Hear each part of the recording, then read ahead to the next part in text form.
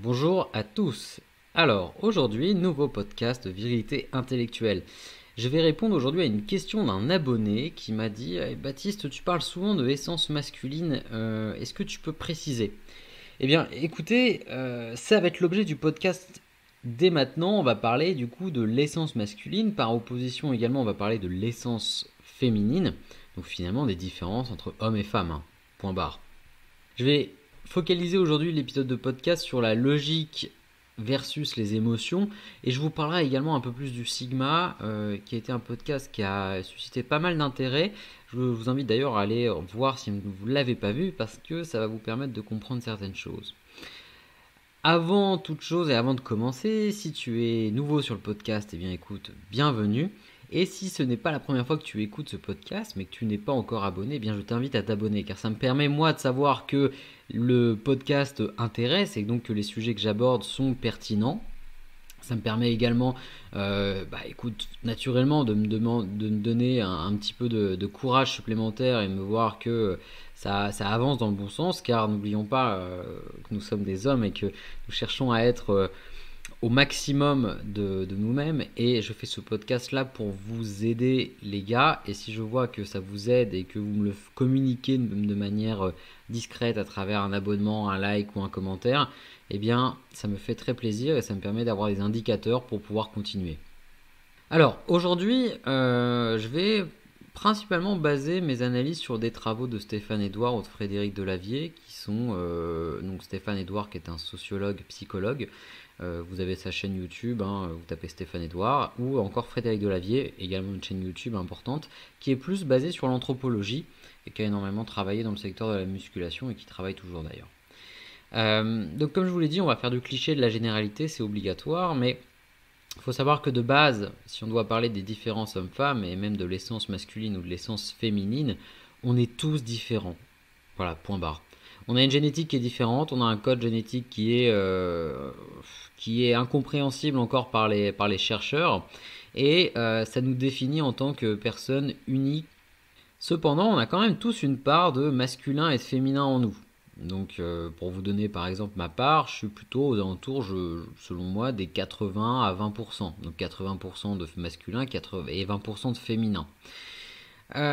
Et ça, c'est des proportions qui sont différentes. Alors en théorie, si vous êtes un mec, plus vous êtes normalement, vous êtes plus censé être masculin que féminin. Sauf bien sûr des cas qui sont hors normes, qui seraient, on va dire, très féminins en étant un mec. Donc je pense que ça peut conduire à des, euh, à des problèmes psychologiques qui te feraient mal vivre ton corps, et du coup qui t'amèneraient peut-être sur des transformations, des choses comme ça. Ça, honnêtement, je ne m'y connais pas assez et donc je ne poserai pas d'avis là-dessus parce que ça me paraît encore ça paraît assez compliqué comme sujet. Cependant, voilà, on a tous, faut le savoir, on a tous des proportions de femmes et d'hommes en nous. Donc ça, c'est hyper classique, c'est connu depuis un moment. Et on a quelques personnes qui sont hors normes.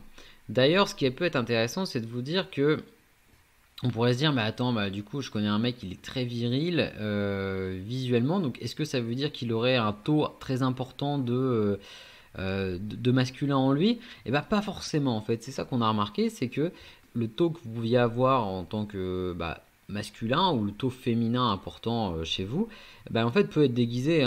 Clairement, par exemple, regardez une femme qui peut être parfois vous avez des femmes qui sont un peu masculines, mais qui peuvent se mettre au top de leur féminité visuelle, et ça n'en fait pas moins des individus qui sont finalement qui auront une part de masculin plus forte que d'autres femmes. Idem chez un homme. On parle souvent du phénomène de compensation chez les mecs qui seraient pourvus, on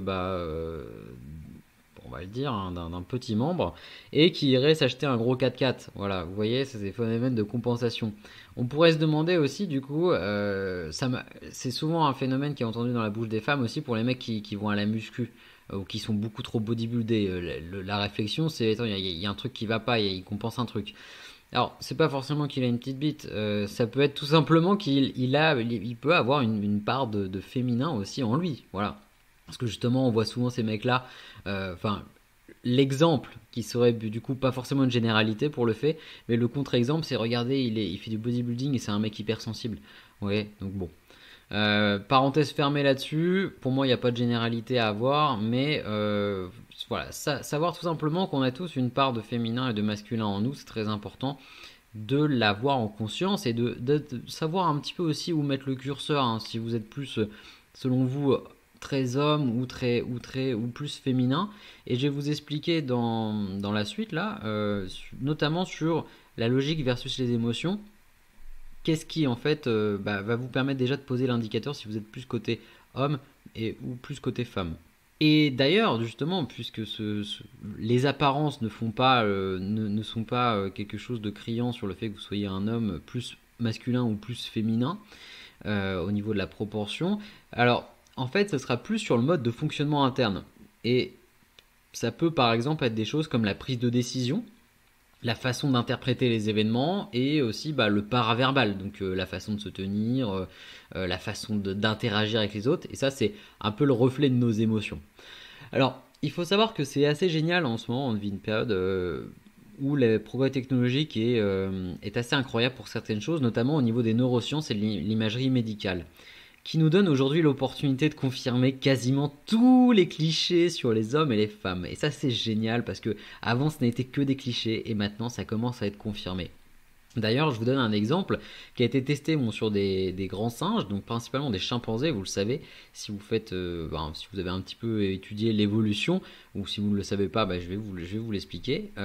On descend des grands singes, hein, ça a été théorisé par Darwin, et c'est régulièrement, ça essaye d'être réfuté régulièrement, mais pour l'instant, on ne trouve pas d'autres théories qui seraient meilleures que celle-ci. Donc pour l'instant, jusqu'à preuve du contraire, on descendrait des grands singes. On serait des grands singes qui auraient évolué dans la savane, qui auraient quitté du coup la forêt, qui auraient évolué dans la savane et qui seraient du coup, à partir de ce moment-là, mis sur une position bipède, donc ce serait tenu tout simplement debout. Parce qu'à la base, un grand singe, ça se tient à quatre pattes. C'est un tout petit peu voûté finalement. Ça ne tient pas à quatre pattes comme un chat ou comme un chien, mais ça fonctionne quand même à quatre pattes. Et ils ont testé justement sur ces chimpanzés avec du coup des exemples de neurosciences. Ils ont montré à des femelles chimpanzés des photos de bébés chimpanzés. Et là, la réaction était incroyable parce que il y avait des photos de bébés, mais il y avait aussi d'autres photos d'objets qui n'ont aucun rapport. Beaucoup de choses sans trop de rapport, mais qui étaient dans la vie du chimpanzé. Donc par exemple des fruits, du bois, des arbres, des choses comme ça. Et la femelle chimpanzé passait énormément de temps et pouvait regarder d'affilée plein de photos sur les bébés ou les enfants chimpanzés. Alors que l'homme chimpanzé, il passait aussi vite la photo et il s'intéressait plus à des choses, des objets ou des indicateurs de pouvoir. Par exemple la nourriture. Et ça c'est criant de vérité parce qu'en plus ils ont réussi à faire le lien sur le fait que il y avait des zones dans le cerveau qui s'activaient quand la femelle chimpanzé regardait l'enfant. Et d'ailleurs on peut le voir aujourd'hui. Les femmes sont beaucoup plus à l'aise avec des enfants, même si elles n'en ont jamais eu. Vous voyez qu'elles arrivent tout de suite à communiquer avec l'enfant, à sourire, à se mettre à son niveau de communication. Elles ont même la voix qui change, qui part dans un côté un peu aigu. Et vous voyez, c'est pas du tout la voix qu'elle a d'habitude et elle adopte un comportement comme ça. D'ailleurs, c'est un peu ce qu'elles font aussi avec les animaux ou les petits chats, les choses comme ça. Honnêtement, moi, ça m'est arrivé plein de fois d'être avec des mecs et tu nous mets un bébé dans les bras, on sait pas quoi faire. On ne sait pas quoi faire. Et ça, c'est vraiment quelque chose d'instinctif. C'est un truc qu'on a en nous. C'est dans notre code génétique. C'est ce qu'on appellerait de l'inné. Donc, tout ça montre qu'en fait, vous voyez, donc déjà là, il y a déjà tellement de différences entre les hommes et les femmes. Et là, la technologie, la science, les neurosciences permettent de mettre au grand jour les réalités qu'on pensait déjà depuis un moment. Donc, entre nous, on ne peut pas tout prouver encore aujourd'hui. Il y a beaucoup de recherches qui sont faites sur plein de domaines, mais après, il faut faire preuve de bon sens. Si on a des généralités qui ont parcouru des centaines d'années et des millénaires, c'est qu'elles ont bien une raison. C'est qu'à un moment, elles se vérifient. C'est pareil, c'est pour les religions. Il y a forcément des choses vraies dans les religions. C'est comme, par exemple, la pratique du jeûne. Voilà, je fais une parenthèse, mais je fermerai après. Mais la pratique du jeûne, il y a encore 5 ans, dans le milieu de la nutrition, si vous disiez non, je prends pas de petit-déj parce que je fais un jeûne intermittent, vous étiez en mode mais what the fuck, mec, le petit-déj c'est le truc le plus important de la journée. Or, moi à l'époque j'avais testé, enfin j'avais commencé le jeûne intermittent il y a 5 ans, j'en parlais à des gens, ils me disaient mais c'est bizarre ce que tu fais, etc. Et quand on leur a expliqué, mais regarde, dans toutes les religions, on parle de jeûne à un moment donné, et quand on était homme néandertal, et qu'on devait chasser, manger à donf pendant une demi-journée, puis après ne plus manger pendant 3 jours, ben on faisait un jeûne finalement. Et c'est d'où l'intérêt que c'est pour ça que notre corps stocke, c'est parce que notre corps stocke du gras pour pallier à ces moments de jeûne et pour aller puiser des réserves autres que dans les réserves musculaires ou les réserves vitales. Et c'est ça qui est hyper intéressant, c'est que voilà, le jeûne était présent partout et on se disait mais non non non c'est pas un truc bien parce que en fait tous les industriels nous avaient mis dans la gueule qu'il fallait manger des céréales le matin bourrées de sucre. Et c'était acquis que le petit déjeuner c'était le repas le plus important de la journée. Or, mais pas du tout. Vous sautez le petit déj. Vous perdez du poids, vous perdez de la masse grasse, vous apprenez à mieux gérer vos comportements alimentaires. Quand vous avez faim, vous savez si vous avez vraiment faim ou si vous avez juste faim en mode je mangerais bien un petit chocolat. Enfin, ça c'est pas avoir faim en fait. Et donc voilà, tout ça pour vous dire que finalement, on avait un cliché. Enfin voilà, le jeûne était quelque chose qui avait traversé des centaines et des milliers d'années, et c'est pas pour rien. C'est parce que ça a une utilité. Donc, il y a quelque chose que même si on peut pas prouver certaines choses encore, mais si c'est des choses, des clichés, des généralités qui ont traversé des centaines, des milliers d'années, c'est qu'il y a bien une raison. Et ce n'est pas le patriarcat qui nous a dit ouais il faut jeûner. Enfin je veux dire il y a un moment les gars, ouais, les religions, le patriarcat, le jeûne n'était pas un outil oppressif, voilà. Donc non, le jeûne c'est juste un truc super bien pour la santé. Donc aujourd'hui il semble quand même que finalement il y a plein de choses qui sont définies dans la génétique de l'individu. Donc euh, moi j'aurais tendance à vous dire peut-être que ça évolue dans la vie, mais j'ai quand même l'impression qu'on est avec une proportion un peu prédéfinie d'essence masculine et d'essence féminine en nous. Et donc on aurait par exemple, je vous dis, bah moi je suis plutôt à 80-20, donc 80 masculin.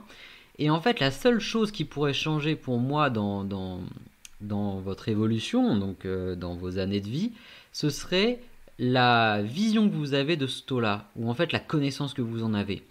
Vous voyez, il y a encore 5 ans, moi j'avais pas vraiment conscience que j'avais autant de proportions je pensais que j'étais plus aux alentours des 65, 35. Mais en fait, je me suis rendu compte que j'avais un système de pensée, un système d'organisation, de discipline, de logique qui était hyper défini. Et ça, je me suis dit, mais en fait, c'est que quand même, je suis finalement beaucoup plus côté masculin que féminin. Et les différentes expériences que j'ai pu faire l'ont prouvé, hein. J'ai des comportements. Enfin, par exemple, je vous donne un exemple. Je me suis expatrié il y a 1 an.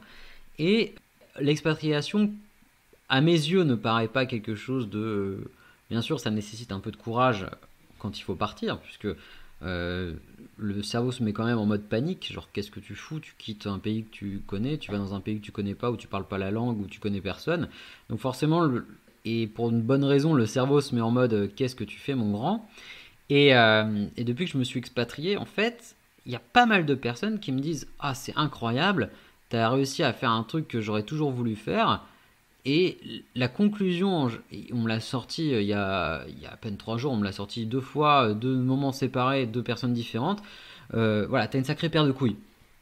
Et ça, c'est juste, je pense, lié au courage et finalement un attrait de la virilité et de l'essence masculine qui est assez fort, à savoir se dire j'ai un but, je vais au bout de ce que je veux faire et je prends mon courage et j'y vais quoi. Et la peur, je la mets en PLS et je suis drivé par ma logique. Bon, parenthèse fermée sur cette histoire, mais voilà, c'est pour vous dire que je pense sincèrement qu'il y a une part d'inné et vous naissez, vous allez naître avec une part, une proportion. Et la seule façon, c'est de trouver si vous êtes où vous en êtes aujourd'hui et après être à l'écoute de ça. être à l'écoute de votre part de masculinité, parce que honnêtement, la part de féminité, je vais pas trop en parler dans ce podcast, et même l'objet même de la chaîne est plutôt de parler de l'essence masculine que de l'essence féminine. Mais par contre, je vais quand même vous expliquer quelle est la différence. Donc pour moi, c'est de l'inné, hein, et c'est pas de l'acquis. L'acquis est, à mon avis, juste la façon dont vous allez percevoir la chose ou la ressentir. Mais en vous, vous êtes déjà calibré d'une certaine façon. Par exemple, vous voyez, il y a toute la théorie du genre des années 2010. D'ailleurs, c'était très fort, très développé dans les pays du Nord, typiquement Suède ou Norvège. Et en Norvège, c'était le temple de l'égalité et de l'équité homme-femme. Pour eux, il n'y avait aucune différence, et toutes les différences en 2010, de 2010 à 2000, enfin même avant 2010, on va dire des années 2000 jusqu'à 2013, ça a énormément tourné. Pour eux, toutes les différences étaient liées à l'éducation. Et, et au climat social, et à la pression sociale, et au pub, et au patriarcat, en disant si un garçon joue au foot ou joue à la guerre, c'est parce qu'il est conditionné pour. Voilà, donc eux, c'était la théorie du genre. Et en fait, dans leur discours, c'était de se dire, donc si en fait on ne conditionne plus les filles à jouer à la princesse et les garçons à jouer à la guerre, naturellement, plus tard, on aura plus d'équité, on aura plus de femmes dans le bâtiment, on aura plus d'hommes dans le milieu pour s'occuper de l'assistance à la personne, on aura autant d'hommes que femmes dans le milieu, par exemple, de l'école primaire.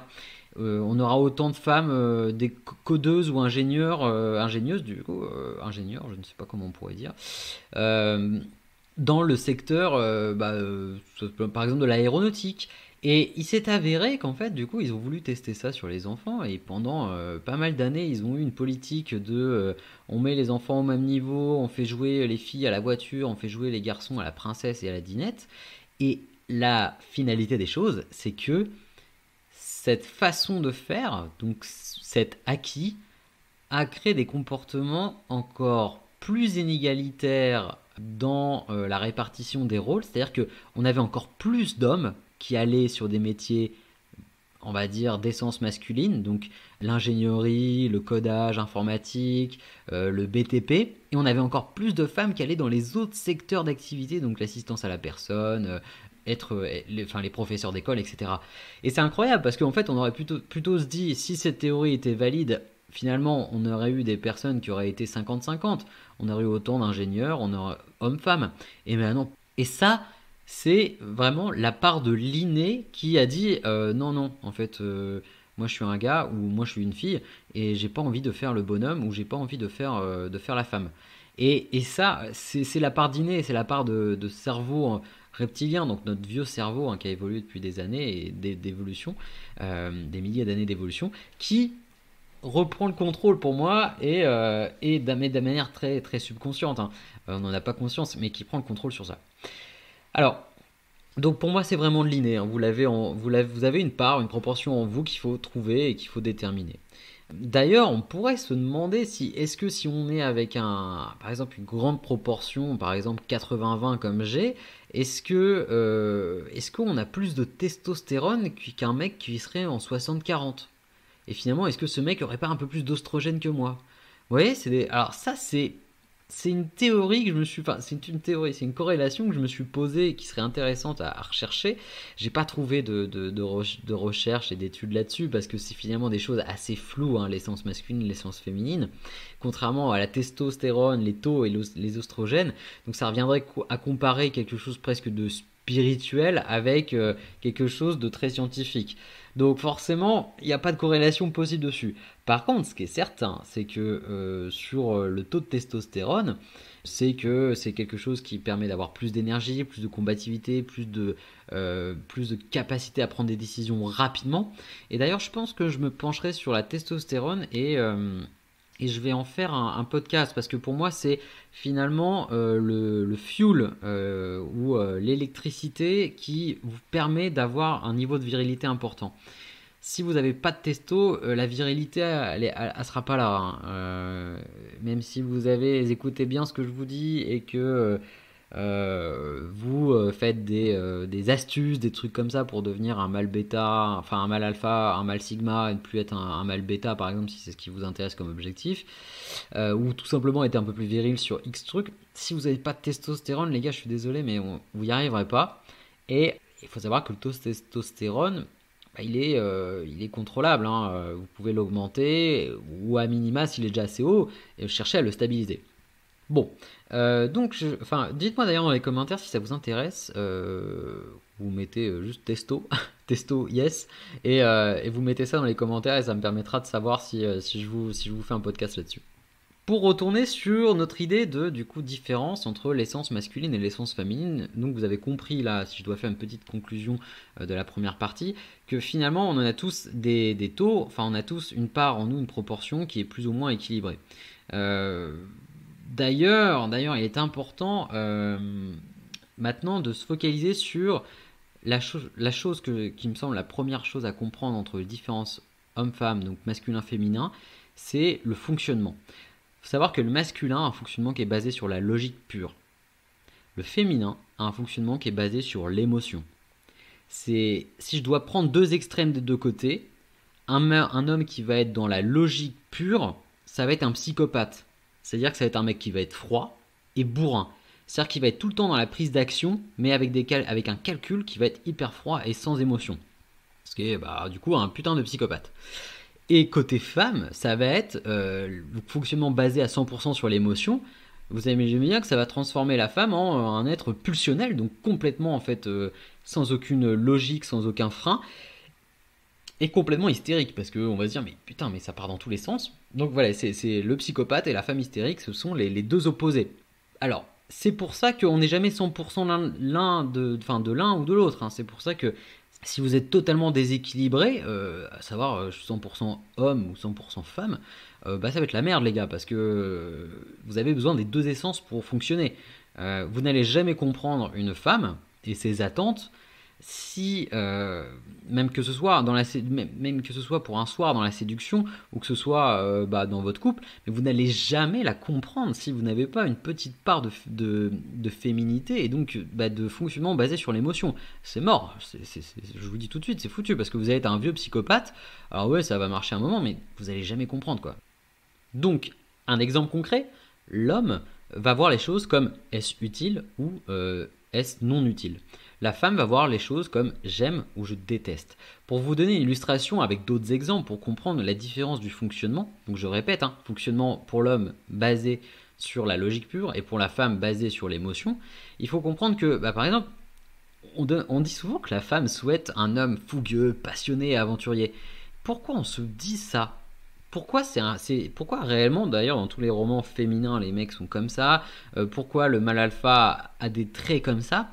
Et c'est parce que tout simplement un homme fougueux, passionné et aventurier, c'est difficile d'anticiper ses actions.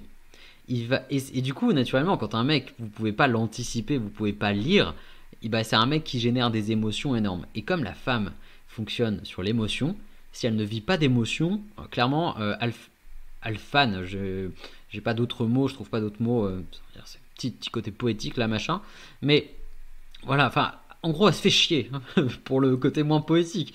Mais vous avez compris, donc pas d'émotion pour une fille, c'est je m'emmerde. Et d'ailleurs, l'homme n'a pas trop de problème avec la routine. Mais c'est la femme qui a un problème avec la routine. Quand elle dit le mot routine, c'est l'ennui, quoi. Putain, c'est toujours les jours, tous les jours sont pareils. Alors que quand on est un mec, si notre système de logique fonctionne et que notre journée se passe bien, pourquoi on va la changer ? Pourquoi on va aller mettre des trucs au milieu qui n'ont pas d'utilité ? Parce qu'on est beaucoup plus drivé par la logique. Vous voyez la différence, elle est énorme. Et une femme qui s'ennuie, qui ne vit pas d'émotion, va chercher à ancrer. Par exemple, elle va chercher à ancrer soit en elle, en essayant par exemple Je sais pas, ça peut être des comportements même un peu extrêmes. Par exemple, je vais mettre une tôle, je vais consommer un peu de drogue. Après, elle va le chercher avec ses copines, donc elle va voir ses copines. Elle va peut-être s'embrouiller avec ses copines. Elle va peut-être chercher aussi à avoir un petit peu de validation sur les réseaux sociaux. Donc, elle va faire un petit shooting avec ses potes et puis elle va mettre des belles photos sympas et puis ça va créer des émotions. Ou sinon, dans le pire des cas, elle va venir vous faire chier et puis elle va essayer de déclencher une embrouille. Ou dans un autre cas, elle va chercher à vous déclencher, je sais pas, à déclencher chez vous une baisse fougueuse quelque part dans un endroit random. Donc, c'est vraiment le fonctionnement drivé sur les émotions.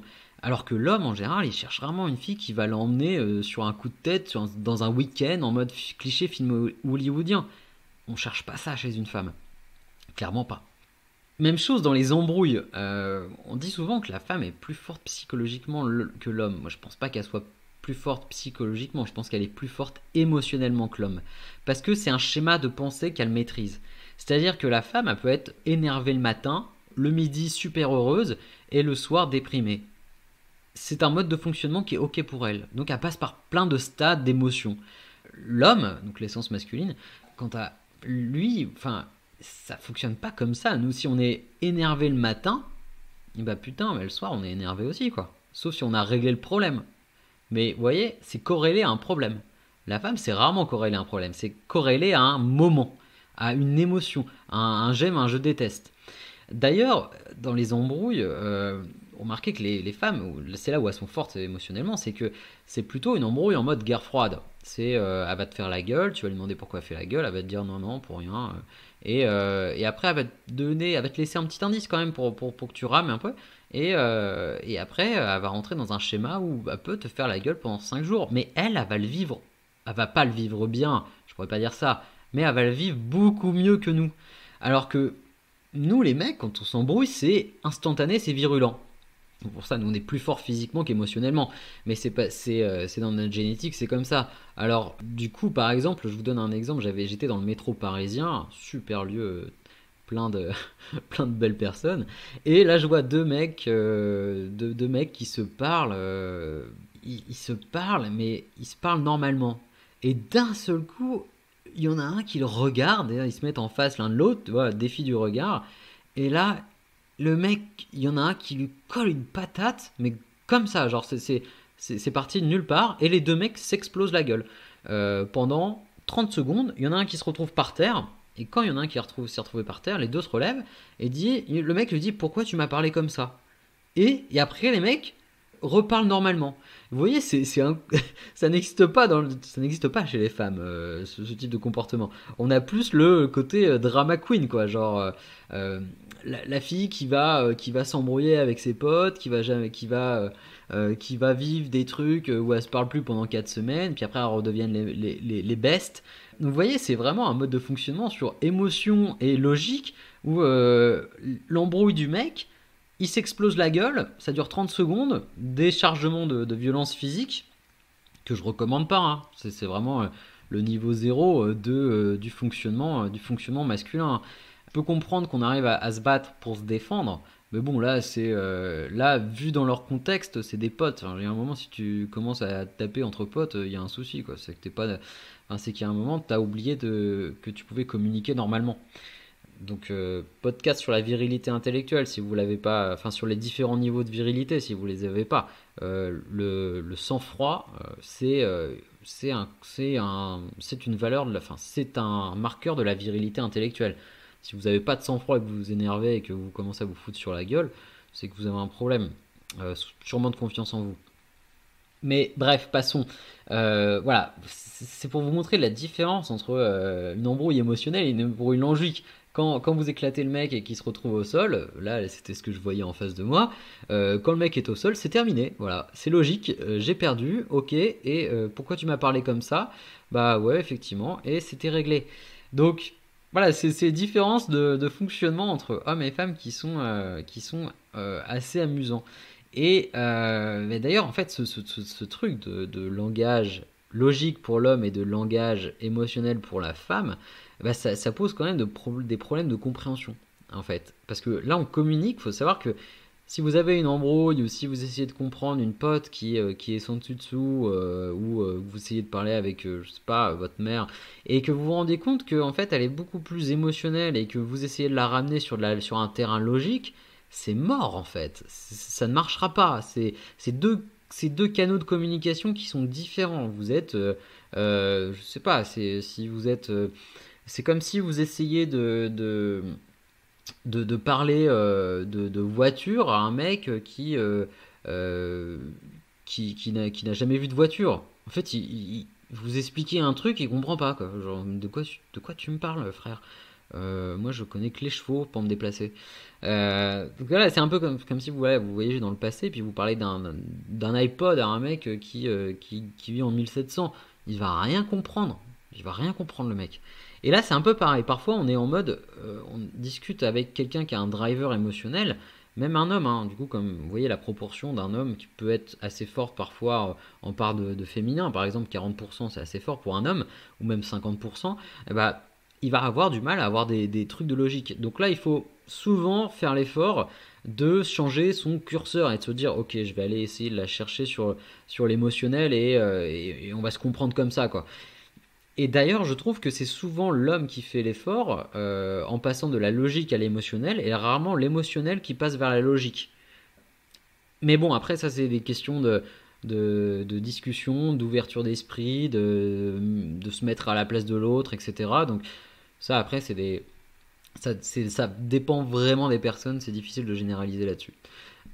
Après d'ailleurs, on peut même aussi, vous voyez, cette logique, cette différence masculin-féminin, logique et émotion, pour moi, ça conditionne même des attentes ou des chemins dans la vie. Pour moi, on est assez différents.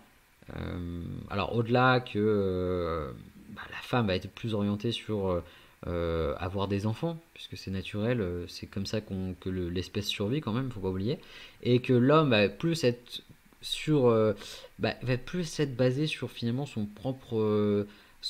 propre carrière, son propre aboutissement, le fait d'avoir une famille et de veiller sur. Mais vous voyez, si je vous dis les mots vision, ambition et résolution de problème, vision, ambition et résolution de problème, pour vous c'est plus des traits d'homme ou de femme?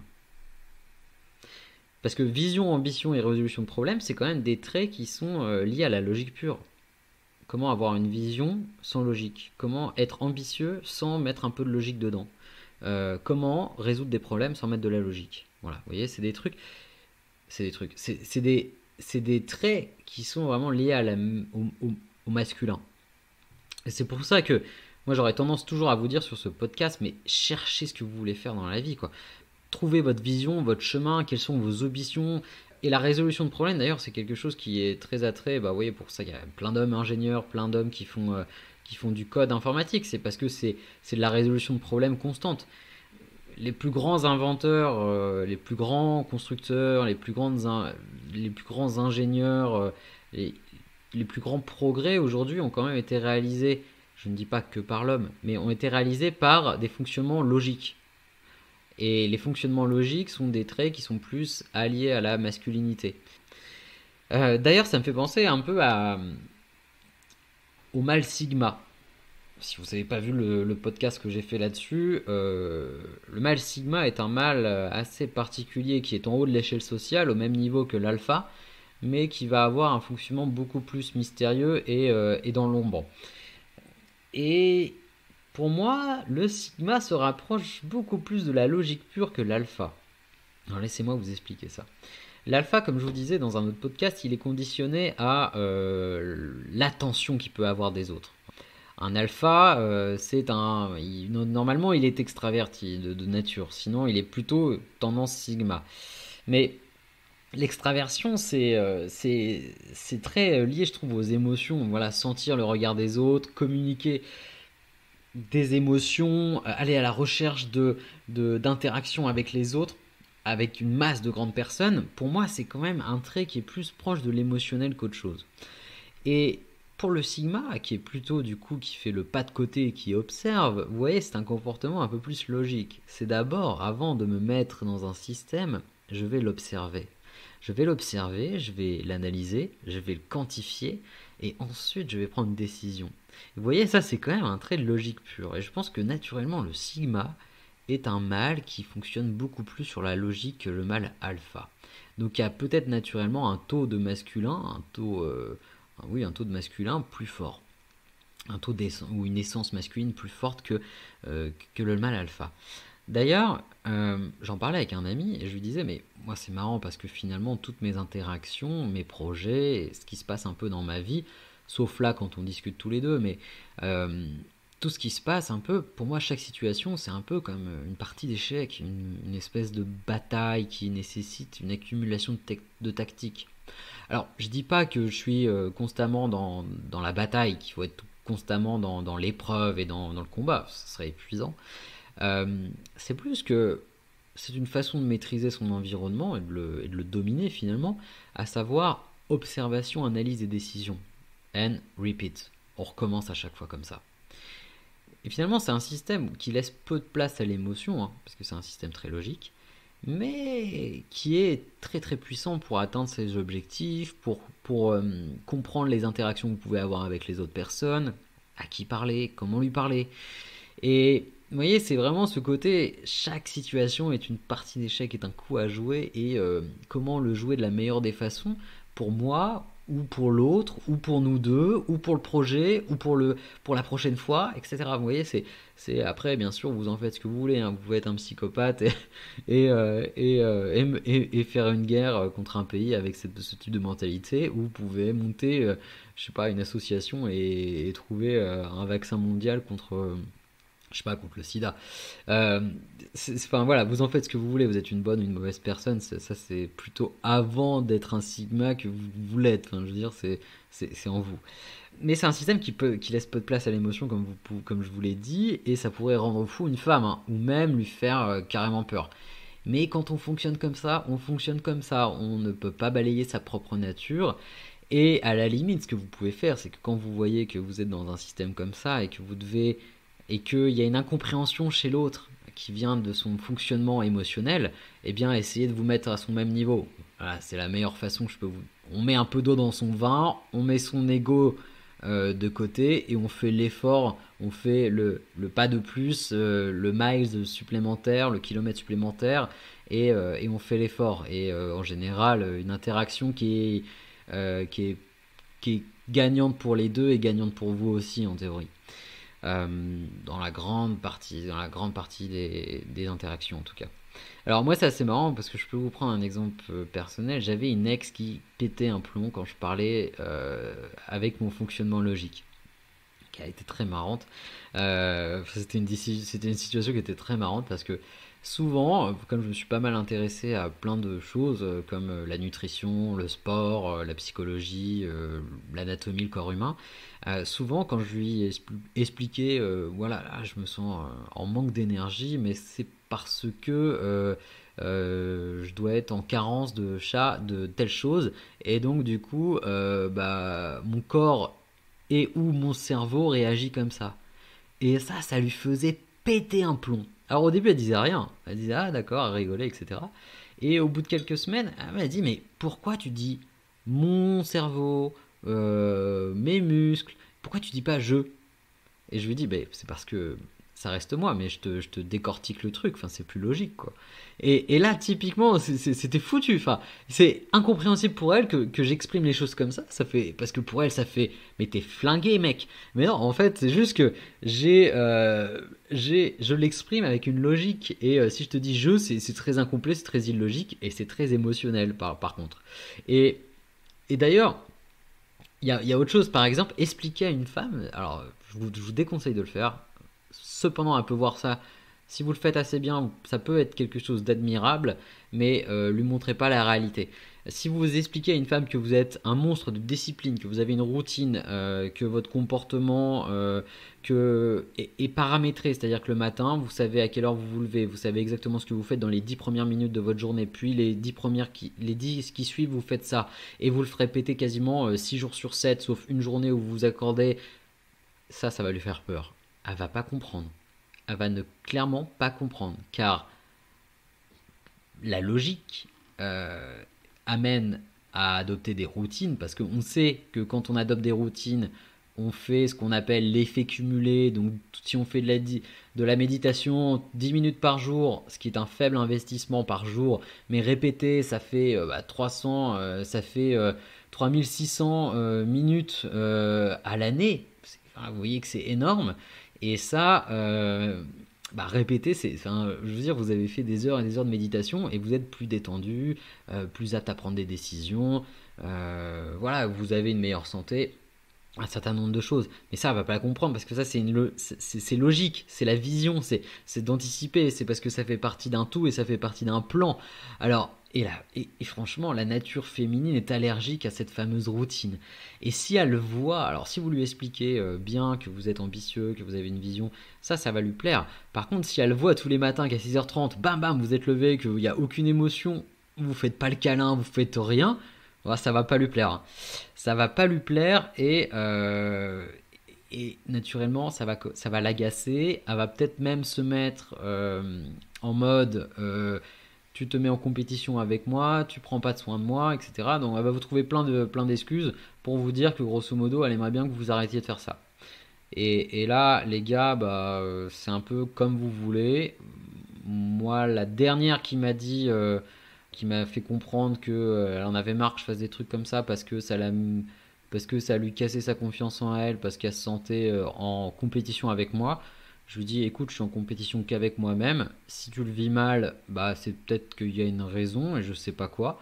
Mais en tout cas, je vais pas arrêter parce que ça sert mon projet et ça sert plein de choses. Donc voilà. Et à un moment, il faut aussi être dans un égoïsme nécessaire si vous voulez réussir à faire des choses. Ça me fait aussi penser, ce que je viens de vous dire sur le mal sigma qui analyse, qui quantifie et qui visualise les choses, au film de Sherlock Holmes de Guy Ritchie, qui est notamment, alors il en a tourné deux, mais je trouve que le meilleur c'est quand même Games of Shadow. D'ailleurs, il n'y a pas énormément de contenu hyper incroyable sur Netflix, mais il me semble que sur Netflix français et Netflix anglais, il y est. Donc allez-y, regardez-le, il est très intéressant parce que pour moi Sherlock Holmes c'est un sigma mais pur et dur parce que à un moment il exprime, il y a un personnage secondaire qui lui demande que voyez-vous parce qu'il est en train de faire une recherche de potentiel assassin et il lui répond je vois tout, tel est mon fléau. Et ça, bordel, c'est tellement un trait du Sigma. Et ce côté d'analyse permanente de son environnement, on parle pas, on regarde, on écoute, on prête attention.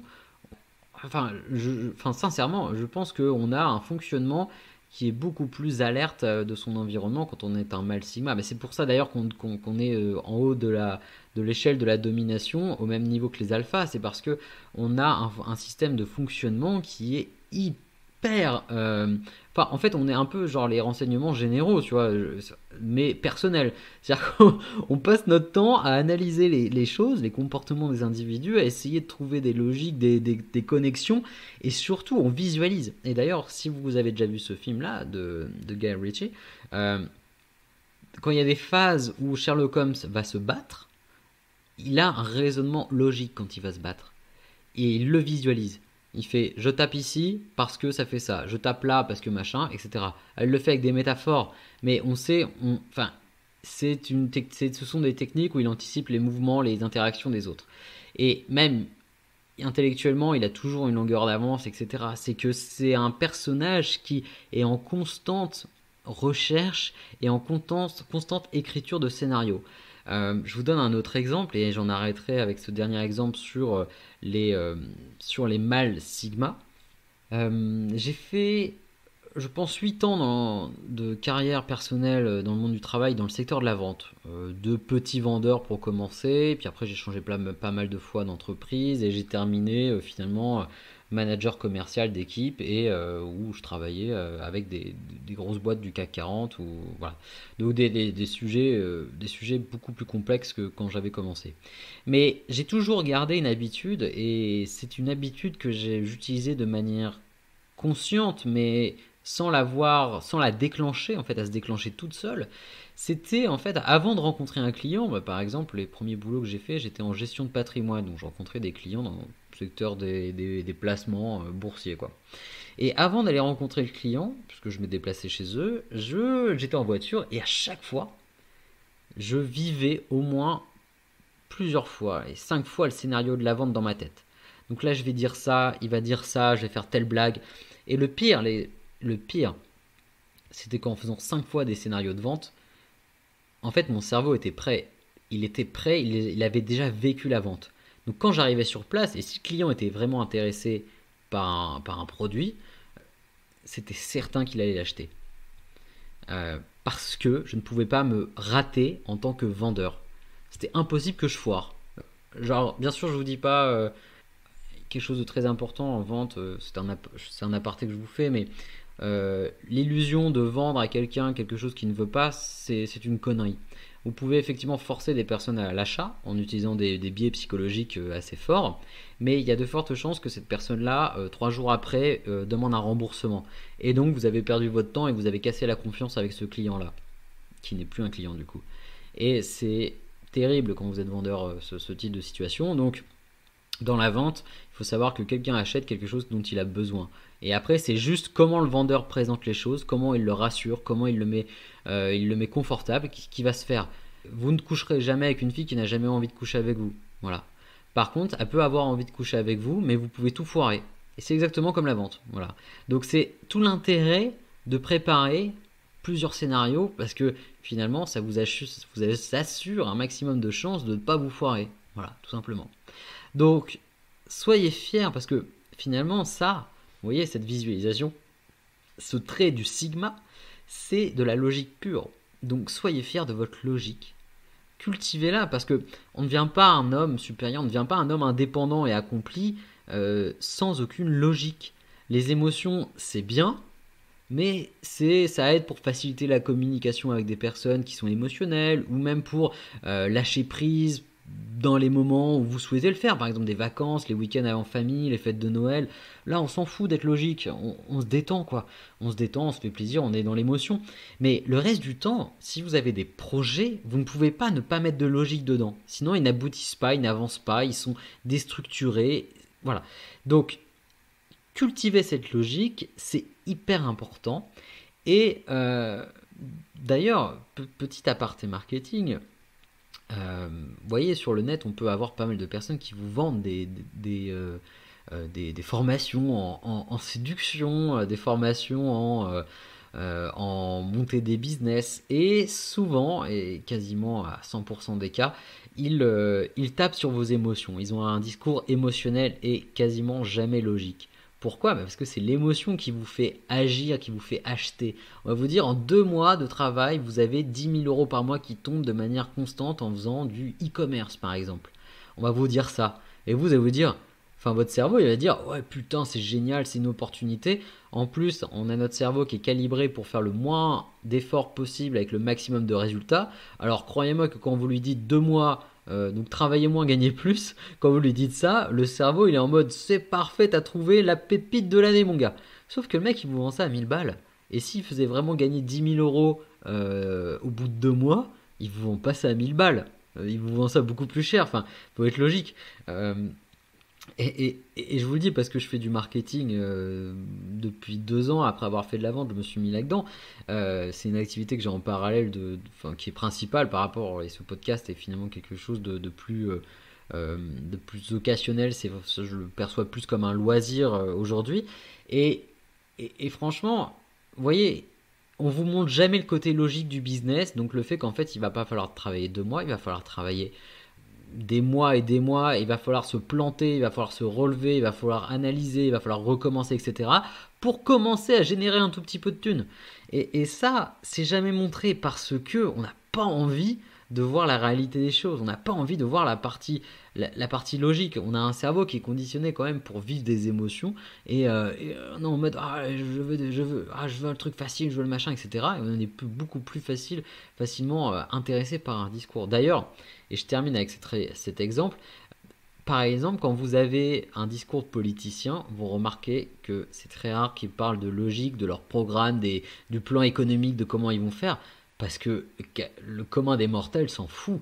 Le commun des mortels est drivé par ses émotions. Donc le commun des mortels veut juste un discours enflammé, avec des gens qui gueulent, parce que c'est notre projet. Voilà. Parce que c'est notre projet n'a jamais. C'est pas un programme. Enfin, et quand on creuse le programme, il a été un peu présenté, mais personne va demander, oui, mais d'un point de vue logique, d'un point de vue, vous parlez d'économie, vous parlez de telle chose, etc. Comment vous le faites concrètement? Et il n'y a jamais ça.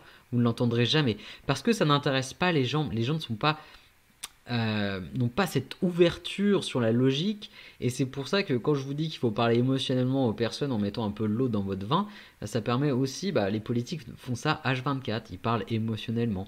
Et parce que c'est la chose la plus finalement la plus simple, la chose la plus qui demande le moins d'effort, parce que on s'adresse à une partie du cerveau qui est, on va dire, si je ne me trompe pas, qui est le cerveau limbique, donc qui est la deuxième partie de notre cerveau, qui est vraiment le cerveau des émotions. Et il faut savoir qu'au-dessus, on a une couche qui s'appelle le néocortex, et le néocortex, c'est un cerveau qui est beaucoup plus intellectuel, c'est la logique, quoi. C'est 1 plus 1 égale 2. Et un cerveau juste d'émotions ne va pas comprendre ça, hein. Il va juste dire 1 et 1 égale plus. Bon, égale cool, égale content. Et il va pas être à 2. Vous voyez, c'est encore les différences. Mais là, peut-être que je m'égare un petit peu.